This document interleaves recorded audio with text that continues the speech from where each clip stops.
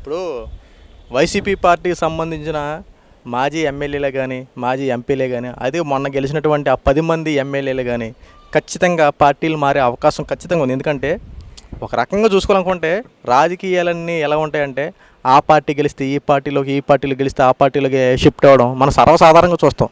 కానీ ఇక్కడ పర్టికులర్గా కొంతమంది మాజీ ఎమ్మెల్యేలు మాజీ ఎంపీలు ఖచ్చితంగా టీడీపీని కానీ జనసేనని కానీ వెళ్ళే అవకాశం స్పష్టంగా ఉంది. ముఖ్యంగా ఏలూరు సంబంధించినటువంటి ఆలనాని మీ అందరూ తెలిసి ఉంటుంది. ఎందుకంటే వైఎస్ జగన్మోహన్ రెడ్డి ముఖ్య అనుచరుడు, ఆ పైగా ఒక మిత్రుడు, ఒక ప్రాణమిత్రులాగానే చెప్పాలి. అలాంటి ఆళ్ళ నాని ఈ రోజున పార్టీ మారి వేరే పార్టీకి వెళ్తాడో తెలియదు. ప్రజెంట్ అయితే నాకు ఈ రాజకీయాలు వద్దు, నేను వైసీపీ పార్టీకి రాజీనామా చేస్తున్నా అంటూ ఖచ్చితంగా ఒక నినాదంతో పార్టీని వీడి బయటకు వచ్చారు.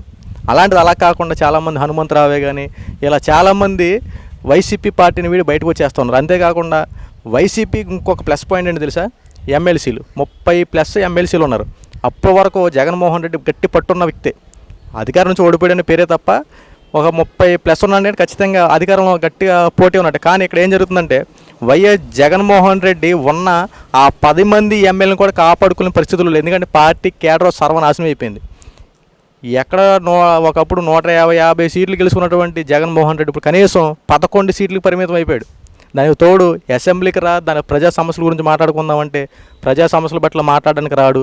అక్కడికి వెళ్ళి ఢిల్లీకి వెళ్ళి ధర్నా చేస్తూ ఉంటాడు. ప్రజా సమస్యల గురించి పోరాడు అంటే దాని గురించి మాట్లాడడం, నాకేంటి ప్రతిపక్ష హోదా ఇస్తే నేను అసెంబ్లీకి వస్తా లేకపోతే రాను అని ఇలాంటి మాటలు ఇదంతా కరెక్ట్ కాదు. ఎందుకంటే నువ్వు ఎమ్మెల్యేగా నేను గెలిపించుకున్నారు, నువ్వు గెలిపించుకున్నప్పుడు నువ్వేం చేయాలి? నువ్వు ఒక అధికారం ఉన్నా లేకపోయినా ఆల్రెడీ నువ్వు ఎమ్మెల్యేకి గెలిచావు. ప్రజా సమస్యల పట్ల నువ్వు పోరాడాల్సిన అవకాశం నీకు ఉంది. ఒక ముఖ్యమంత్రికి చేసిన వ్యక్తివు నువ్వు. 10 మందికి ఒకప్పుడు మేలు చేసినావు కాదంట్లో, నువ్వు 10 మందికి మేలు చేసావు. కానీ ఇప్పుడు ఎమ్మెల్యే గెలిచిన తర్వాత కూడా నీ స్థాయిని నువ్వు తగ్గించుకున్నావు తప్ప ఎవరైనా తగ్గించట్లా. ప్రతిపక్ష హోదా అనేది ఒక క్యాడర్ మాత్రమే. కానీ నువ్వు ప్రజల చేత ఎన్నుకోబడిన నాయకుడివి. నువ్వు ఎన్నుకోబడిన నాయకుడు అనునిత్యం ప్రజల్లో తిరగాలి, ప్రజా సమస్యలు తెలుసుకోవాలి, ప్రజా సమస్యల పట్ల పోరాడాలి, ప్రజా సమస్యలు తీర్చేలా ఉండాలి.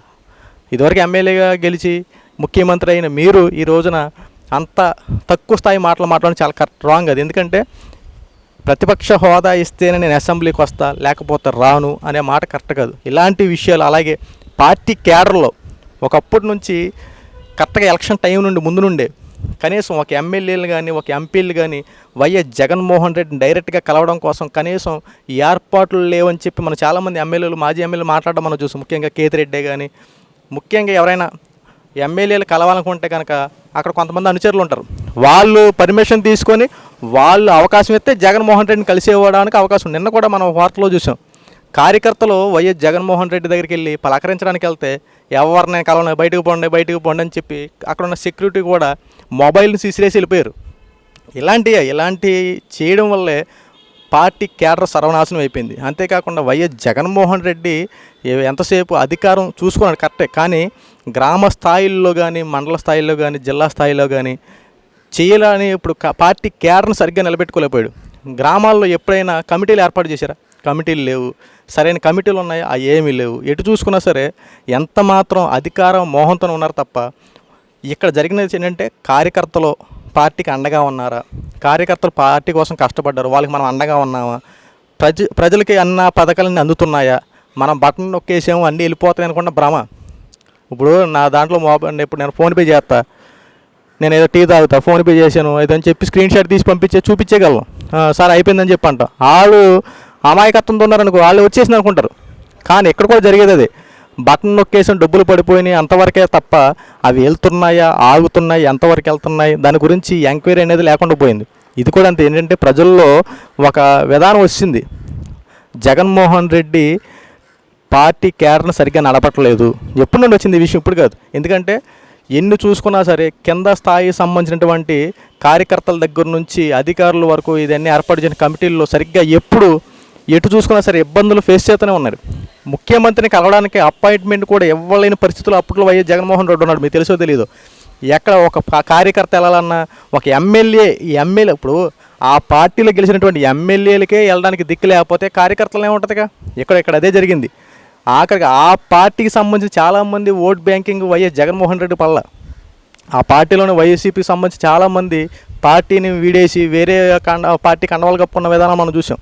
ఇలాంటి చాలా ఉన్నాయి. ఎందుకంటే వైఎస్ జగన్మోహన్ రెడ్డి తన జీవితంలో మిస్టేక్ల మీద మిస్టేక్లు చేసుకుంటూ వచ్చాడు. ఒకటే ప్రజల నోటికాడ కూడు లాగడం చాలా తప్పది. అన్నా క్యాంటీన్లు ఏర్పాటు చేశారు చంద్రబాబు నాయుడు గారు. అన్నా క్యాంటీన్లు ఏర్పాటు చేసిన తర్వాత ఈ వైఎస్ జగన్మోహన్ రెడ్డి పేరు మార్చుకొని పెట్టుకుంటే ఒక పద్ధతి ఉండేది. లేదు అన్నా క్యాంటీన్లు దాన్ని వేరే రకంగా మాడిఫై చేసి 5 రూపాయలు చేసాడు, లేకపోతే 3 రూపాయలు చేయ, లేదంటే 10 రూపాయలు చేయి, ఇంకో 5 రూపాయలు పెంచు, అదో ఒక పద్ధతి. కానీ ఇక్కడ వైఎస్ జగన్మోహన్ రెడ్డి రావడం ప్రజావేదికతో కూల్చిన జగన్మోహన్ రెడ్డి ఏకంగా అన్నా క్యాంటీన్లు ప్రజల నోటికాడ కూడు లాగేసేటట్టు చేశాడు. దాన్ని ఏం చేశాడంటే అన్నా క్యాంటీన్లు తీసి ఇప్పుడు మనం ఏలూరులో చూసాం. ఏలూరులో మీరు కనుక అక్కడ చూస్తే అన్నా క్యాంటీన్ల దగ్గర బాత్రూమ్లు పక్కన, ఇది ఎంత ఘోరాతి ఘోరం అది. అన్నా క్యాంటీన్ల దగ్గర పక్కన బాత్రూమ్లు ఏర్పాటు చేయడం, అన్నా క్యాంటీన్లకి కనీసం మనం కడుపు నింపుకొని అన్నా క్యాంటీన్లు 5 రూపాయలకి ఈ రోజున భోజనం, నాణ్యమైన భోజనం పెడుతున్నారో పిచ్చ భోజనం పెడుతున్నారు తర్వాత విషయం. ఒక 5 రూపాయల భోజనం మనిషి కడుపు నింపుతుందంటే దాన్ని ఎలా చూడొచ్చు? అలాంటి అన్నా క్యాంటీన్లని అత్యంత దారుణంగా కూల్చేయడం, కొన్ని మొత్తం మూలపడేయడం ఇలాంటివి చేశారు. ఒక మనిషి ఎప్పుడైనా సరే నోటికాడు కూడి లేకపోతే నాశనం అయిపోతావరా అంటారు చూసారా, ఆ మాట నిజమైంది వైఎస్ జగన్మోహన్ రెడ్డి జీవితంలో. ఎందుకంటే నీ చేతనైతే సాయం చేయి, లేకపోతే మానేసి, కానీ ఒక మనిషి దగ్గర నోటికాడు కూడి లాగడం చాలా తప్పు కదా. ఇదే జరిగింది అక్కడ. అందుకే ఎక్కడ 150 సీట్లు వచ్చిన దగ్గర ఉన్నటువంటి వైఎస్ జగన్మోహన్ రెడ్డి కేవలం 11 సీట్లు మాత్రమే పరిమితం అయ్యాడు. ఇంకోటి ఎప్పుడైనా సరే వైఎస్ జగన్మోహన్ రెడ్డి ఉంటే మాట వచ్చేది, మీ ఇంట్లో మంచి జరిగితేనే నాకు ఓటేయండి, నా మంచి జరిగితే ఓటేయండి అని చెప్పి మాట్లాడాడు. కానీ మంచి జరిగింది రైటే, నువ్వు 10 రూపాయలు ఇస్తే 11 రూపాయలు వెనక నుంచి లాగేసుకునే విధానం ఉంది కాబట్టి ఈరోజు ప్రజలు కూడా గ్రహించారు. నువ్వు అమ్మఒడి ఇచ్చావు, చేయూత పథకం అన్నావు, అది అన్న రైట్ ఇచ్చావు రైట్. దాంట్లో ఎన్ని కోతలు పెట్టావు?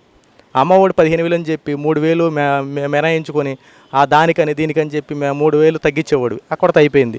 ఇలా ప్రతి దాంట్లో ఏదో ఒక కోత పెట్టావు తప్ప ఏది చేసింది ఏముంది? అలాగ ప్రతి దాంట్లో ఏదో ఒక విషయంలో ఇలా జరిగినాయి తప్ప సరైన ఒక పథకం పెట్టడం, దాని వల్ల ఏదో కోత విధించడం, అలాగే ఈ చేత్తు ఇచ్చి ఈ చేత్తో లాగేసుకునే విధానం ఉంది కాబట్టి ప్రజలు కూడా గ్రహించి కేవలం 11 సీట్లు మాత్రం పరిమితం చేశారు. ఈ రోజున వైఎస్ జగన్మోహన్ రెడ్డి అవలంబిస్తున్న విధానాలే తన పార్టీకి సర్వనాశనం అవడానికి కారణం. కేతిరెడ్డి కూడా నేను మాట్లాడుతూ ఉన్నాడు, అనవసర విషయాలకి వెళ్ళిపోయి అనవసర విషయాల గురించి మాట్లాడేమే తప్ప ప్రజా సమస్యల గురించి కొన్ని కూడా మేము మాట్లాడలేకపోయాం, అందుకే మేము ఓడిపోయామంటూ కరెక్ట్గా చెప్పాడు.